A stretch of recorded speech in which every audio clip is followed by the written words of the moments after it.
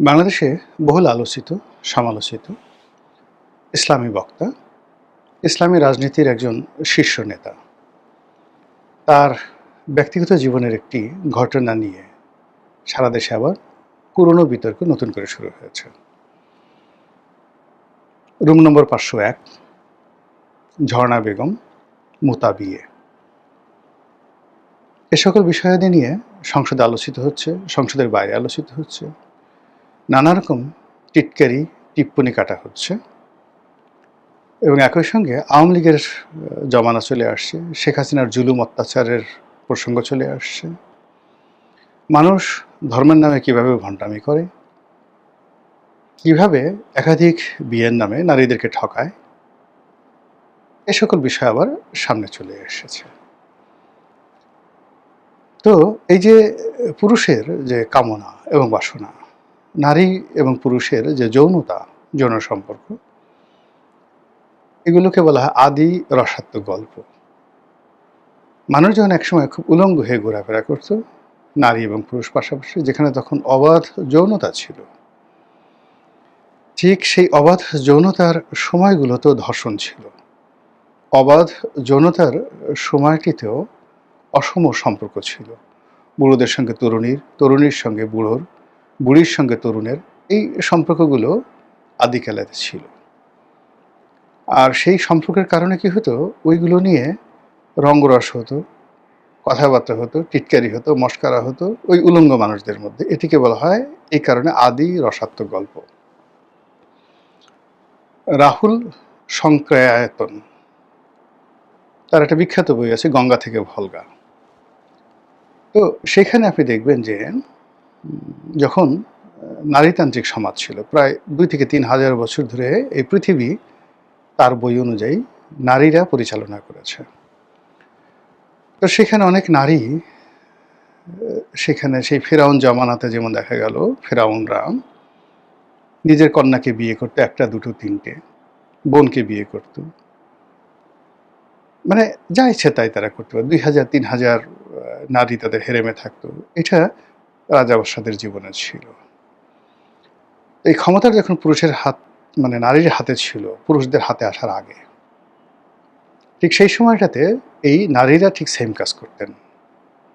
তারাও নিজের সন্তানকে বিয়ে করতেন বা নিজের সন্তানের সঙ্গে তারা সম্পর্ক স্থাপন করতেন, বুড়ি হয়ে যেতেন, কিন্তু কোনো তরুণ সেই বুড়ির সাথে সঙ্গম না করে কোনো অবস্থাতেই বিয়ে করতে পারতেন না বা অন্য নারীর সাথে করতে পারতেন না। এই নারী গোত্রে এরকম অসংখ্য নিয়ম ছিল, যেটা ওই বইতে আপনি পাবেন। খুবই বিতর্কিত একটা বই, ভলগা থেকে গঙ্গা, রাহুল সংক্রেয়ায়তন সংক্রিয়ায়তম। তো সেই দিক থেকে এই যে আদি রসাত্মক গল্প চলে আসছে। যখনই কোনো নারী সম্পর্ক আসে, পুরুষের সম্পর্ক আসে, এখন নারী খুব স্মার্ট, বিকিনি পরে ঘুরছে সমুদ্রের তীরে, কিংবা ধরে নারী খুবই শালীন পোশাক পরছেন, অথবা নারী খুবই কনজারভেটিভ পোশাক পরছেন, আপাদ মস্তক ঢেকে আসেন। আবার পুরুষ খুব আধুনিক পোশাক পরছেন, সম্পূর্ণ উলঙ্গ থাকছেন ডেভিডের মতো, তারপরে পাঞ্জাবি পাজামা পরছেন। তো সেক্ষেত্রে তিনি যেভাবেই থাকুন না কেন, তার সে সুরত, তার সিনা কেমন, তার নিতম্ব কেমন, তার সামনের অংশে তার অন্ডকোষ, তার যে পুরুষাঙ্গ, এগুলোর আকার এবং আকৃতি কেমন, তিনি ওই সামনের অংশে কিভাবে ফুলে থাকে, এটা অনেক নারী খুব মনোযোগ সহকারে এটা দেখে এবং নিজেরা গুতোগুতি করে। এবং এই যে আলোচনা তারা করে বান্ধবীদের মধ্যে, এটাকে বলা হয় আদি রসাত্মক গল্প। যখন এরকম আদি রসাত্মক গল্প চলে, তখন মানুষ সব কিছু ভুলে যায়, তার ক্ষুধা, কামনা, বাসনা, প্রয়োজন, অবস্থান সব কিছু বাদ দিয়ে এই আদি রসাত্মক গল্পে মেতে ওঠে। যখন একটা সমাজে তার গতানুগতিক যে সমস্যাগুলো রয়েছে, সেই সমস্যাগুলো বাদ দিয়ে মানুষ এ ধরনের আদি রসাত্মক বিষয় নিয়ে ব্যস্ত হয়ে পড়ে, ইট মিনস সমাজটা রসাতলে যাচ্ছে, রাষ্ট্র ব্যবস্থা পতনের দিকে যাচ্ছে, যারা রাষ্ট্র পরিচালনা করছে তাদের ব্যর্থতা মারাত্মক আকারে, মানে যাকে বলে বিস্ফোরিত হওয়ার পর্যায়ে পৌঁছে গেছে। আদারওয়াইজ আদির অসত্য গল্প কখনো পাবলিক হয় না। এটা ওয়ান টু ওয়ান হয়, ২-৩ জন বসে আলাপ আলোচনা করে। কিন্তু যখন কারো পার্সোনাল একটা বিষয়, সেই পার্সোনাল বিষয়, যৌনতা সবার জীবনে আছে, পিঁপড়ার জীবনে আছে, গরুর জীবনে আছে, ছাগলের জীবনে আছে। গরু যেভাবে যৌন সঙ্গম করে একটা গাভীর সঙ্গে, এবং যৌন সঙ্গমের আগে সে যে কাজগুলো করে, একটা মানুষ, সেটা সম্রাট জাহাঙ্গীর হন, বাবর হন, আকবর হন, কিংবা এ যুগের কোনো রাজা মহারাজা হন, সে তার স্ত্রীর সঙ্গে, প্রেয়সীর সঙ্গে সে যখন সঙ্গমে রত হয়, ওই যে গরু যে কাজগুলো করে তার চেয়ে যে সে খুব বেশি ভালো কাজ করে, নট লাইক দ্যাট। তো এই বিষয়গুলো একান্তই ব্যক্তিগত। এই বিষয়গুলো নিয়ে যখন খুব পাবলিক আলাপ আলোচনা করে, অথবা আমি নিজে খুব করি, এই সমস্ত কাজ খুব করি, কিন্তু আপনি কেন করবেন? বা আমি নিজে মনে হয় যে না, আমি এই জীবনে কোনোদিন আমার জন্মই হয়নি, আমার বাপ কিছু করেনি, আমার মা কিছু করেনি, আমি এমনি আকাশ থেকে পড়ে আসছি, আমি বিয়ে করিনি, এমন সাধু পুরুষ আমার কিছুই নাই, আমার কোনো যৌনাঙ্গ নেই, কিচ্ছু নেই। আমি মানে আমার নাক দিয়ে পেশাব পড়ে, আমার মুখ দিয়ে আমি সব করি, ইত্যাদি ইত্যাদি সমস্ত কিছু। মানে আমার জেনিয়াল যে পার্ট, শরীরের জেনিয়াল পার্ট, সেই জেনিয়াল পার্ট নেই। আর পিছনে যেটা মলদার আছে সেটাও আমার নেই। আমি এরকম একটা রোবট। তো এরকম একটা ভাব দেখিয়ে আমি অন্য মানুষ যারা যৌনতা করে, বিয়ে করে, করে, তারপর শেষে পরকীয়া করে, এই বিষয়গুলো নিয়ে এমন সমালোচনা করি, মুখ ভেঙচিয়ে ভেঙচিয়ে, মানে এটা যে যখন একটা ব্যক্তি করে, ওটা তার যে একটা দেউলিয়াত্ব, সে যে নিজে শেষ হয়ে গেছে যারা এই ধরনের সমালোচনা করে, এটা বোঝার জন্য রকেট বিজ্ঞানী হওয়ার দরকার নেই। এইটা যখন সমাজে ওপেনলি এই বিষয়গুলো আলোচনা করা যায়, সমাজ তখন রসাতলে যায়। আর এই বিষয়গুলো যখন রাষ্ট্রীয় পর্যায়ে আলোচনা হয়, রাষ্ট্র তখন রসাতলে যায়, এবং সেই জিনিসটি আবার শুরু হয়ে গেছে। মাওলানা মামুনুল হকের যে ঘটনা, এটা ওনার একান্ত ব্যক্তিগত বিষয়, কিন্তু আওয়ামী লীগ তার মতো একজন মানুষকে যেভাবে তার ব্যক্তিগত জীবনের জন্য প্রকাশ্যে লাঞ্ছিত করেছে, অপমান করেছে, এটা আওয়ামী লীগের জন্য একটা গর্হিত অপরাধ। যে গোয়েন্দা সংস্থা, যে সরকারি কর্মকর্তা, ছাত্রলীগের যারা লোকজন আছে, তারা প্রত্যেকটা লোক অভিশপ্ত হয়ে গেছে, এতে কোনো সন্দেহ নেই। এর কারণ হলো, বলেন তো, এই যে মামুনুল হক সাহেব যে কাজ করেছে, সে বিয়ে চুক্তি করে করুক, কন্ট্রাক্ট ম্যারেজ করে করুক, মোতা বিয়ে করুক, যা কিছু করুক না করুক, এই কাজ কি ওবায়দুল কাদের সাহেব করেন নাই? জাহাঙ্গীর কবির নানক সাহেব করেন নাই? এই কাজ কি অন্য কোনো মন্ত্রী, এমপি, বর্তমান এবং সাবেক যারা আছে, তারা কি করেন নাই? বৈধভাবে হোক, অবৈধভাবে হোক, তারা কি কাজগুলো করেননি? তাহলে কেন এই লোকটিকে আমরা আলাদা ভিলেন বানিয়ে আলাদা সেইভাবে কাজগুলো করছি? নিজেরা করছি, প্লাস একই সঙ্গে রাষ্ট্রীয়ভাবে এটা আলাপ আলোচনা করে নিজেদের দেউলিয়াত্ব প্রমাণ করছি। ২ নম্বর হলো যে, যখন শেখ হাসিনার জমানাতে এরকম একটি বিষয় আনা হলো সামনে, পুরো ফ্যাক্ট আমি যতটা জানি, এটা মাওলানা মামুনুল হকের বিরুদ্ধে যাবে, কিন্তু বাস্তবতা এটাই সত্য। এখানে আসলে মাল্টি ডাইমেনশনাল কাজ করেছে, অর্থাৎ মাওলানা মামুনুল হক যে কাজগুলো করেছেন, আল্লাহ সাক্ষী, তার সঙ্গে ডিজিএফআইয়ের একটা ভালো সম্পর্ক ছিল। তিনি একদিকে সরকার বিরোধী, ভারত বিরোধী কথাবার্তা বলতেন, আর অন্যদিকে সরকারের সঙ্গে তার একটা ভালো সম্পর্ক ছিল, এবং সেই সম্পর্কটি তিনি মানে নিজের মুখে নিজের অজান্তে স্বীকার করে ফেলেছেন।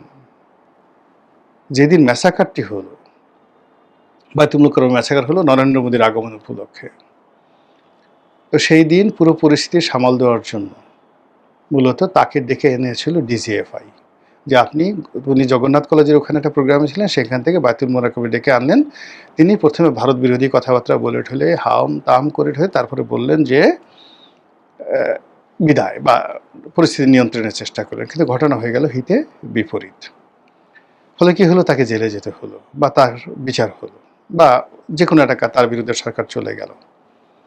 তো এখানে মূল ব্যাপারটা হলো, আসলে কোনো একটা গোয়েন্দা সংস্থা, রাষ্ট্রশক্তি, এদের সাথে এদের দালাল হয়ে, এদের সাথে গোপন যোগাযোগ করে যখনই মানুষ ডবল প্লে করতে যায়, আল্লাহর গজব তার উপর নাজিল হয়। ফলে মামুনুল হক সাহেব যে তার উপরে যে দুর্নাম আসছে, বদনাম আসছে, তিনি একজন মুহাদ্দিস, হাদিস বিশেষজ্ঞ। তার বাবা একজন হাদিস বিশেষজ্ঞ। তিনি বড় দুটো মাদ্রাসা চালান। কথায়, কথায় আল্লাহ করেন, রুয়াজ, মাহফিল।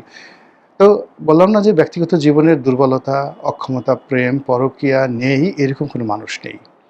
ফলে তার জীবনে সেটা আসছে, সেটা আগেও ছিল। হঠাৎ করে যখন সামনে এসে এরকম ঘৃণিত পর্যায়ে চলে গেল, এখানে তার আমলে ঘাটতি ছিল, সত্যিকার অর্থে। ২ নম্বরে হলো যে একটা মানুষ যত খারাপ হোক না কেন, তার খারাপ বিষয়টি গোপন রাখার জন্য আল্লাহর পক্ষ থেকে সরাসরি নির্দেশ দেয়া হয়েছে। সেই গোপন একটা বিষয়কে সামনে এনে রাষ্ট্র যখন সেটাকে ব্যবসা-বাণিজ্য করল, ঐদিন থেকে শেখ হাসিনার যে ভিত্তি, সেই ভিত্তিটা নষ্ট হয়ে গেল। এখন আবার এই বর্তমান সরকার, এই সরকারের লোকজন তারা সবাই মামুনুল হকের পিছনে লেগেছে। কারণ হলো মামুনুল হক আবার শক্তিশালী হয়ে পড়েছে।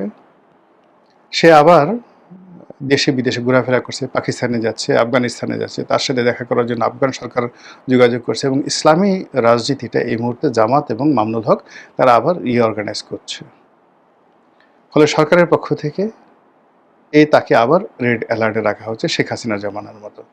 এবং সেই রেড অ্যালার্টে রেখে রাখার জন্য তাকে পলিটিক্যালি ফেস না করে, স্পিরিচুয়ালি তাকে ফেস না করে, তার ওই যে ৫০১ নম্বর রুম শেখ হাসিনার জমানার সেই ঝর্ণা বেগম, সেই ঘটনা আবার সামনে এনে এই গরমের মধ্যে যেখানে একটার পর একটা খাল কাটা থেকে শুরু করে যে বিরোধ বিপত্তি চলছে, সেখানে এনে তাকে আবার অপদস্থ করে তাকে নৈতিকভাবে দুর্বল করার চেষ্টা করা হচ্ছে। ইট মিনস রাষ্ট্র ইটসেলফ, সরকার ইটসেলফ এই ঘটনাকে প্রিভিলেজ দিচ্ছে। ফলে এইভাবে যদি চলতে থাকে, কোনো অবস্থাতে এটা ভালো ফলাফল কারোর জন্য আনবে না, কারোর জন্য আনবে না। এর কারণ হলো বট বাহিনী আছে, জামাত আছে। তো এখানে অনেক স্পর্শকাতর পরিবারের প্রভাবশালী লোকজনের ছেলে নিয়ে, মেয়ে নিয়ে কত বাজে জিনিস মানুষ প্রকাশ করছে। এই মামুনুল হক সাহেবের ঘটনার পরে এগুলো আরও ব্যাপকভাবে এগুলো বিস্তার লাভ করবে। মানে একটা সময় সেই ঢাকা শহরে আন্ডারওয়ার্ল্ডের ডন ছিলেন আজিজ মোহাম্মদ ভাই। তো তিনি নাকি সেই রেখাকে, চিত্রনায়িকা রেখাকে নিয়ে আসছেন। আপনি এই ঢাকা শহরে আওয়ামী লীগ জামানাতে সানি লিওন এসেছিল, পর্ণতারকা সানি লিওন এসেছিল। এর আগে আমরা শুনেছি যে বহুবার শিল্পা শেঠি বাংলাদেশে এসেছে।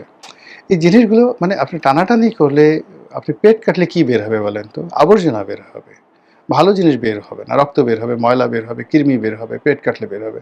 কিন্তু এই পেটটা যখন খুব স্বাভাবিকভাবে আল্লাহ চামড়া দিয়ে ঢেকে দিয়েছে, এই পেটে আমরা চুম্বন খাই, এই পেটে আমরা চুম্বন খাই, এই পেটে আমরা তেল মাখি, ঘি মাখি এবং বলি আহা কি সুন্দর মাসেল। বা যারা ভুঁড়ি পছন্দ করেন তারা বলেন যে কি তেল তেলে সুন্দর। আমরা ছোটোকালে দেখতাম যে যার পেটটা যত সুন্দর তাকে আমরা তত সুপুরুষ মনে করতাম, অথচ তার পেটের মধ্যে কি আছে। আমরা এই চোখ, আমাদের যে চোখ, পবিত্র চোখ, আমরা কত সুন্দর চোখে চুম্বন করি, কিন্তু একটু চোখের নিচে গিয়ে দেখেন কি পরিমাণ ময়লা, আবর্জনা, ক্যাতর, চোখ মানে গিজ গিজ গিজ গিজ করছে। এইভাবে প্রতিটি মানুষের জীবনে দুর্গন্ধ আছে। এই দুর্গন্ধ সামনে এনে এগুলো নিয়ে আলোচনা করে ব্যক্তিগতভাবে যদি ব্যক্তিগত পর্যায়ে কেউ করে, ওটা যিনি করেন তার দেউলিয়াত্ব। সমাজ করলে সেই সমাজ পচে যায়, রাষ্ট্র করলে সেই রাষ্ট্র পথ হারিয়ে ফেলে। মহান আল্লাহ আমাদের সবাইকে হেদায়েত দান করুন, হেফাজত করুন। আসসালামু আলাইকুম ওয়া রাহমাতুল্লাহি ওয়া বারাকাতুহু।